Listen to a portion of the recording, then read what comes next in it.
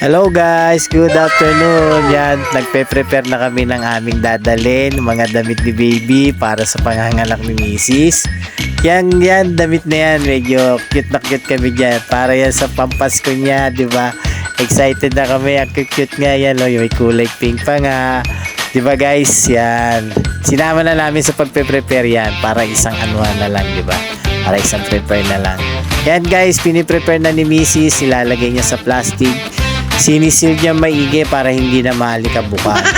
Yan. Siyempre, may sumingit. Yarit kulit. Yup. Diba? Ayan na. Naka-prepare na. Mga guys. Yan yung mga damit ng aming munting anghel. Yan guys. Diba? Pink na pink pa nga. Yan guys. Para wala na kami makalimutan. In advance na namin.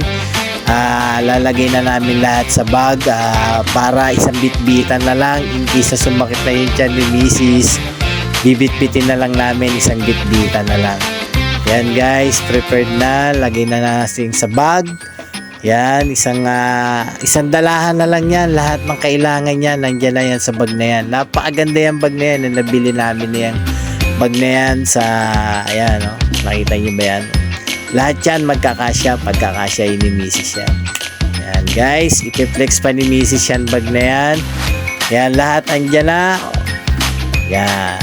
All the bags are packed. We're ready to go na. In case na sumakit na yung tiyan, plinex niya pa yung bag na yan. In case na sumakit yung tiyan ni Mrs. Isang dalaan na lang. Andyan na lahat. Lahat ang essential niya para sa panganganak. Yan, yung mga diaper adult. Yan, lahat yan para sa panganganak niya yan. Andyan na lahat yan sa bag na yan. Kaya let's go. All the bags are packed. We're ready to go. Malapit na. Konti na lang. Magkikita na kami ng aming munting anghel. Maraming salamat guys sa suporta. Let's go!